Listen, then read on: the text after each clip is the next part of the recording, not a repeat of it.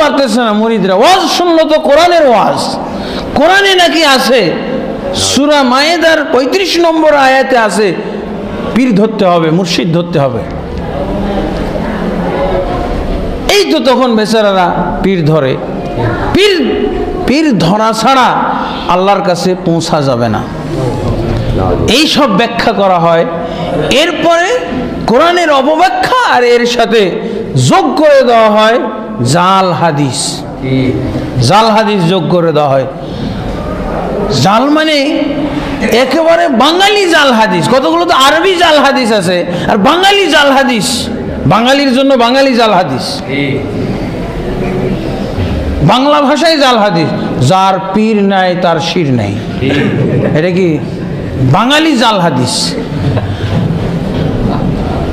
আয়াতের অপব্যাখ্যা, ভ্রান্ত তাফসির, মন গড়া তাফসির, আর এর সাথে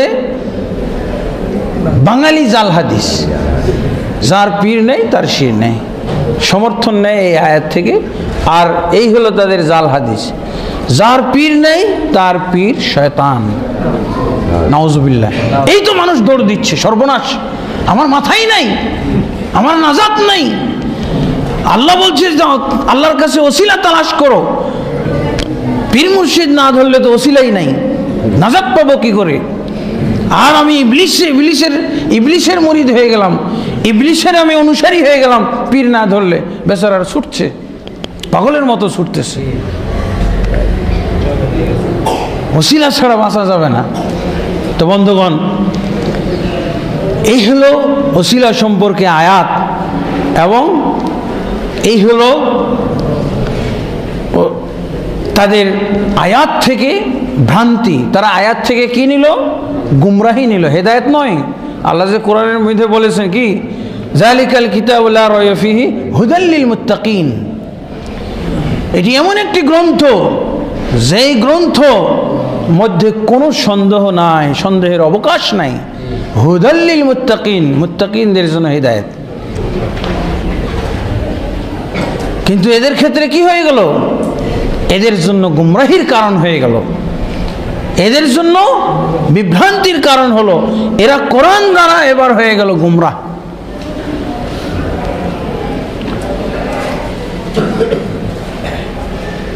এই যে ব্যাখ্যাটা নেওয়া হলো, এই ব্যাখ্যাটাই জাহিলি যুগের দর্শন ছিল। জাহিলি যুগে ওরাও কিন্তু আল্লাহওয়ালা ছিল।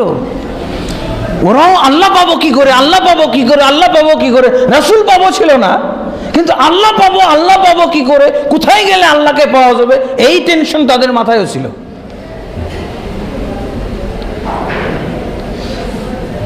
এই আল্লাহ পাওয়ার কারণে এই যে লোকগুলো মুরিদ ধরতেছে, পীর ধরতেছে, মুরিদ হচ্ছে কেন? আল্লাহকে পাওয়ার জন্য না। ওরা ব্যাখ্যাই দেয় তো, আল্লাহই তো বলতেছেন, হে ঈমানদারগণ তোমরা আল্লাহকে ভয় করো। আর সাথে সাথে যে শব্দটা বলা হয়েছে, ওয়াবতাগু ইলাইহিল ওয়াসিলা, এবং তোমরা তার কাছে ওসিলা তালাশ করো। ওসিলা লাগবে, আল্লাহর কাছে ডাইরেক্ট পৌঁছা যাবে না, ওসিলা লাগবে।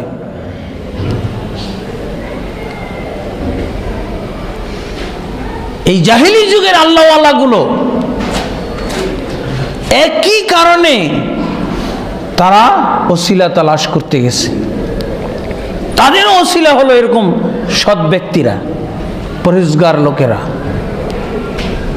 কতগুলো পরেজগার লোকের নাম আল্লাহ উল্লেখ করেছেন সূরা নূহের 23 নম্বর আয়াতে। 5 জন পরেজগার লোকের নাম উল্লেখ করেছেন। সহিহ বুখারীতে ইবনে আব্বাস রাদিয়াল্লাহু আনহু থেকে বর্ণিত, কিতাবুত তাফসীর খুলে দেখবেন সূরা নূহের 23 নম্বর আয়াতে সহিহ বুখারীতে আছে ইবনে আব্বাস রাদিয়াল্লাহু আনহু থেকে এই আয়াতের তাফসীর, ওয়াকালু লা তাযারুন্না আলিহাতাকুম ওয়া লা তাযারুন্না ওয়াদ্দান ওয়া লা সুওয়া ওয়া লা ইয়াগুস ওয়া ইয়াউক ওয়া নাসরা। কয়টা নাম হলো? ওয়াদ, সুওয়া, ইয়াগুস, ইয়াউক, নাসর। 5 জন পরহেজগার লোকের নাম আছে। এই 5 জন পরহেজগার লোকের ওসিলা ধরে সর্বপ্রথম পৃথিবীতে শিরকের জন্ম হয়। শিরকের ইতিহাস, মূর্তি গড়ার ইতিহাস, মূর্তি পূজার ইতিহাস তৈরি হয় এই 5 জনকে কেন্দ্র করে। ওয়াদ, সুয়া, ইয়াগুস, ইয়াউক, নাসর, 5 জনের নাম। আল্লাহ তাবারক ওয়া তাআলা এই 5 জন পরহেজগার লোককে, এই 5 জন পরহেজগার লোকের ওসিলা ধরে যেই শিরকের উদ্ভব ঘটলো, এখান থেকেই প্রয়োজন পড়ে গেল নূহ আলাইহিস সালাতু ওয়াস সালামকে প্রেরণ করার। একজন নবীর 3টা যুগ হয়। একটা হলো তার পরিবেশ সৃষ্টিকারী যুগ। মানুষ গুমরা না হলে নবী আসবে কেন? গুমরা না হলে মানুষ নবী আসবে কেন? তাহলে ওই নবীর গুমরাহ পার্টি, গুমরাহ কওম, যারা নবী আসার পরিবেশ সৃষ্টি করেছে, এই 5 জনকে কেন্দ্র করে নবী আসার পরিবেশ সৃষ্টি হলো। ইবনে আব্বাস রাদিয়াল্লাহু আনহু বলছেন, হাউলাই আসমাউ রিজালিন সালিহিন, এই 5টা নাম হলো 5 জন সৎকর্মশীল বান্দার নাম, যারা নূহ নবীর কওম ছিল। নূহ নবীর কোন কওম? পূর্বের কওম, যাদেরকে কেন্দ্র করে পরবর্তীতে নূহ আলাইহিস সালাতু ওয়াস সালামের আসার পরিবেশ সৃষ্টি হলো। 5 জন লোক মৃত্যুবরণ করলো। এরাই ওয়াজ নসিহত করত, এরাই মানুষকে দিন ধর্মের কথা শোনাইতো, শিখাইতো। পর্যায়ক্রমে তারা 5 জন মৃত্যুবরণ করলো, আর কোনো হেদায়েত করার লোক অবশিষ্ট থাকলো না। লোকদের ভিতরে একটা ধর্মীয় ক্ষেত্রে স্থবিরতা লক্ষ্য করা গেল, অলসতা, অনাগ্রহতা, পিছপা, এরকম দেখে ইবলিস তাদের কাছে আসলো। এসে বলতে লাগলো, কি হলো আপনাদের কি হলো? আপনারা ধর্মীয় ক্ষেত্রে এত অলস হয়ে গেলেন কেন? এত আপনাদেরকে নিরুৎসাহিত মনে হচ্ছে কেন? ধর্মে কর্মে তো আপনারা শিথিল হয়ে গেলেন কেন? এই 5 জন লোক মারা গেছে তাই? চিন্তার কোনো কারণ নাই, এই 5 জন লোক আমি আবার এনে দেব আপনাদেরকে। কিভাবে? তাদের যেমন চেহারা ছিল, যেমন গঠন ছিল, যেমন আকৃতি ছিল, সুরত ছিল, এই সুরতে আমি তাদেরকে বানিয়ে দেব, মানে মূর্তি বানিয়ে দেব। তখন কি হবে? এদেরকে দেখে আপনারা ধর্মীয় প্রেরণা আবার জাগিয়ে তুলতে পারবেন, আবার আপনারা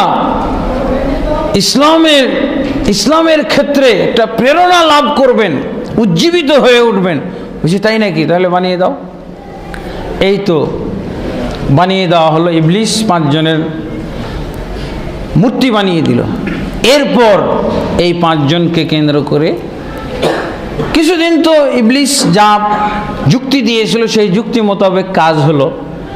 যখন তাদের আকৃতিগুলো, তাদের ছবিগুলো দেখতো, তাদের মূর্তিগুলো দেখতো, তখন মনে পড়ে যেত অনেক উপদেশ। এমনি আজকে হয়তো আমার ওয়াজের কোনো অংশই মনে থাকবে না, আবার যখন আসবো পরের দিন তখন মনে হয় উনি তো এটা বলে গেছিলেন, আবার আসছেন, দেখলেই মনে পড়ে যাবে। ওয়াজ যা করে গেলাম এর মনে নেই, কিন্তু যখন আবার দেখবেন তখন হ্যাঁ উনি তো এই কথাগুলো বলছিলেন, মনে আসবে। তো এরকম কিছু কাজ হলো তাদের। কিন্তু ইবলিসের তো চিন্তা ছিল সুদূর প্রসারী, এই লোকগুলোকে গুমরাহ করা নাই, এদের পরবর্তী যে জেনারেশন আসবে এরা তো বুঝবে না কি কারণে এদের জন্ম। এগুলো যদি থাকে, এগুলো দিয়ে যদি কাজ হয়, এগুলো যদি তাদের ভক্তি ভাজন হয়, তো এগুলোর যত্ন তো করতে হবে, ময়লা মাটি পড়তে পারে না। পরবর্তী জেনারেশন লোকেরা এগুলোর সেবা করতে দেখেছে। কিন্তু ওই যে প্রেরণার ব্যাপারটা, ধর্মীয় প্রেরণা আসবে, এটা তো হলো অনেকটা অন্তরের ব্যাপার, মনের ব্যাপার, এটা তো আর প্রকাশ্য ব্যাপার ছিল না। পরবর্তীতে তারা দেখলো যে আমাদের বাপদাদারা এদেরকে কত সম্মান করত, সেবা করত, আমরা মনে হয় এদের কোনো সেবাই করতেছি না, এদের সম্মান ভক্তি আমরা করতে পারতেছি না। এই তো শুরু হয়ে গেল সিজদা করা। কিভাবে? এরপরে এগুলো ছিল 5 জন রিজালুন সালেহিন, সৎকর্মশীল 5 জন বান্দা। এরপরে পর্যায়ক্রমে হয়ে গেল ইলাহ আলিহা। ইলাহুন এর বহু বচন হলো আলেহা। এদেরকে তারা মাবুদ ধারণা করা শুরু করলো। দেখছেন, এগুলো যদি না থাকতো তাহলে এই বাতিল মাবুদগুলোর অস্তিত্ব হতো না। নূহ নবী এসে এবার দাওয়াত শুরু করলেন এগুলোর বিরুদ্ধে। এগুলোকে কেন্দ্র করে এবার দেখছে আল্লাহকে সেজদা হবে, আল্লাহকে ভক্তি দেওয়া হবে, আল্লাহর তাজিম হবে, হ্যাঁ, আল্লাহর আনুগত্য হবে, আল্লাহর দাসত্ব হবে। কিন্তু দেখা যাচ্ছে ওয়াদ, সুয়া, ইয়াগুস, ইয়াউক, নাসর এদের সব ইবাদতে মশগুল। তখন উনি তাদেরকে দাওয়াত দিলেন, ইয়া কওমি মা লাকুম মিন ইলাহিন গায়রুহ, আল্লাহ ছাড়া তোমাদের জন্য কোনো ইলাহ নাই। ওরা এর প্রতিবাদে দাওয়াত দিল কি, ক্বালু লা তাযারুন্না আলিহাতাকুম, হে আমাদের জাতি, তোমরা এই নূহ পাগলের কথা শুনে তোমাদের মাবুদগুলোকে ছেড়ে দিও না। নাউযুবিল্লাহ, মাবুদগুলোকে ছেড়ে দিও না। আলিহাতাকুম, আলিহা হলো ইলাহুনের বহুবচন। দেখছেন, ছিল রিজালুন সালেহিন, সৎকর্মশীল বান্দা, আর এরা বলতেছে আলিহাতাকুম, তোমাদের ইলাহগুলোকে ছেড়ে দেও না। ওয়াদ কেউ ছেড়ে না, সুয়া, ইয়াগুস, ইয়াউক, নাসর কেউ ছাড়বে না। এগুলো হয়ে গেল মাবুদ। তবে এই মূর্তিগুলো নূহ নবীর যুগ থেকে শুরু করে আমাদের নবী মুহাম্মদুর রাসূলুল্লাহ সাল্লাল্লাহু আলাইহি ওয়াসাল্লামের যুগ পর্যন্ত, জাহিলি যুগ পর্যন্ত তারা এসেছে।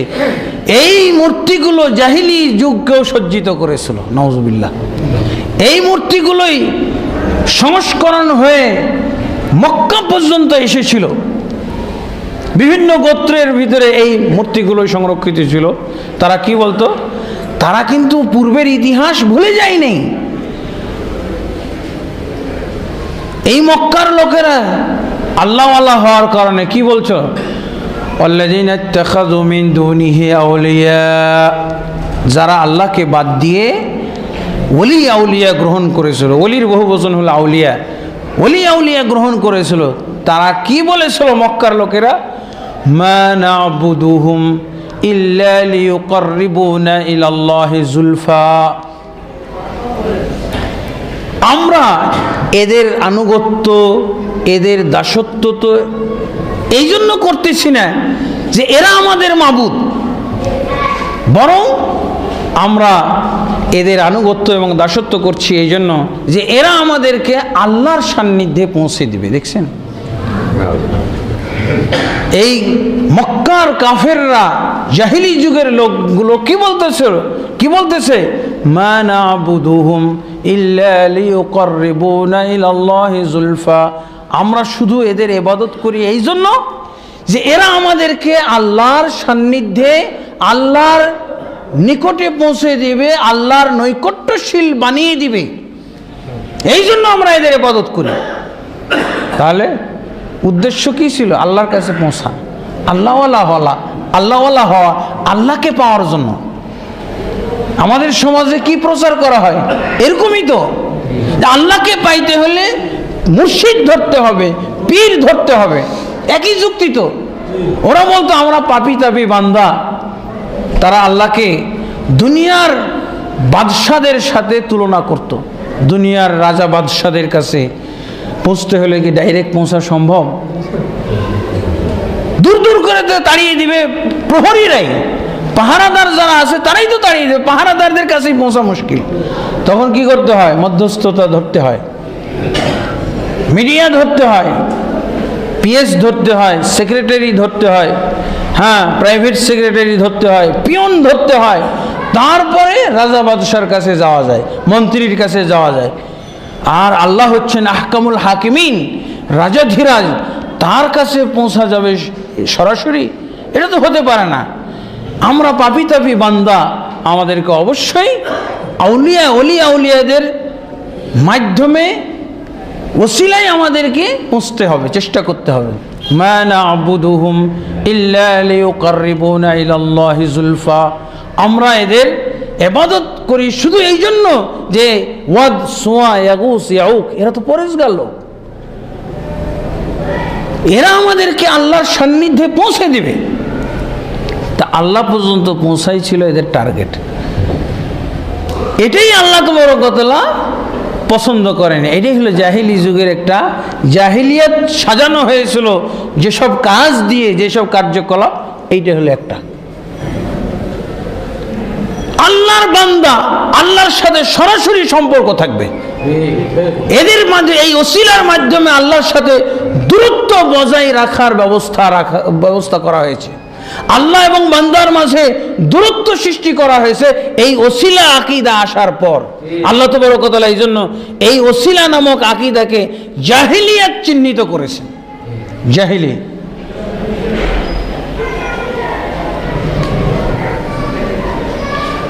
তারপরে তারা আরো কি বলতো,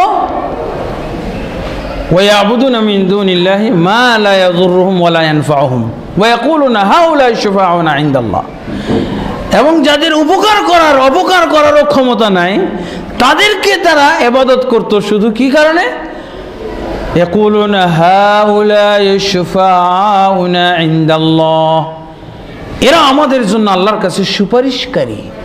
তাহলে আল্লাহই তো চিন্তা, তারা আল্লাহর কাছে পৌঁছায় উদ্দেশ্য, কিন্তু এরা হবে আল্লাহর কাছে সুপারিশকারী। আল্লাহর কাছে সুপারিশ না করলে আমরা নাজাত পাবো না। এই হলো জাহিলি যুগের লোকদের আকীদা, বিশ্বাস। সুপারিশকারী ধরতে হবে, এটি হলো ওসিলা। আল্লাহর সান্নিধ্যে পৌঁছে দিতে হবে, পৌঁছানোর জন্য আল্লাহর ওলিদের দরকার আছে। এই হলো আকীদা। এই আকীদাগুলো জাহিলি যুগের আকীদা। লা হাওলা ওয়ালা কুওয়াতা ইল্লা বিল্লাহ। দেখেন ওমর ইবনুল খাত্তাব রাদিয়াল্লাহু আনহু যা বলেছিলেন, যারা জাহিলিয়াত চিনবে না তাদের দ্বারা ইসলাম ধ্বংস হয়ে যাবে। আজকে দেখেন এটাই যে একটা জাহিলি যুগের আকীদা, জাহিলি যুগের উপাদান, জাহিলিয়াতের একটা আইটেম, এটা যদি এই পীর মুর্শিদের লোকেরা এবং তাদের দালালরা, তাদের সেলারা জানতো, তাহলে এই আকীদা, এই সিস্টেম আবিষ্কার করার আগে মাথায় আসার সাথে সাথে তওবা ইস্তেগফার করে তারা নিবৃত হতো, বিরত হতো। কিন্তু এটা জাহিলিয়াত, এটা জাহিলি আকীদা, জাহিলি চিন্তাধারা, এটা না জানার কারণে দেখেন এটাকে ধর্মীয় রূপ চেহারা এবং গাম্ভীর্যতার সাথে তারা এই জাহিলিয়াত চর্চা করে চলেছে। লা হাওলা ওয়ালা কুওয়াতা ইল্লা বিল্লাহ। লম্বা জামা পরে, টুপি পাগড়ি লাগিয়ে ফেরেশতার মতো রূপ চেহারা নিয়ে জাহিলিয়াত চর্চা করছে লাখ লাখ কোটি কোটি লোক নিয়ে। লা হাওলা ওয়ালা কুওয়াতা ইল্লা বিল্লাহ।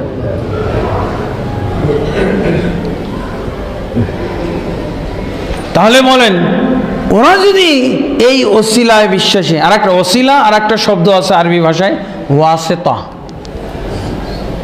ওয়াসিতা মানে মধ্যস্থতাকারী, আল্লাহ তাবারক ওয়া তাআলার সাথে সংযোগ সৃষ্টিকারী, সান্নিধ্যে পৌঁছে দেওয়ার ব্যবস্থা, এগুলোকে বলা হয় ওসিলা, এগুলোকে বলা হয় ওয়াসিতা। এবার স্পষ্ট হয়েছে আশা করি। এই যে যারা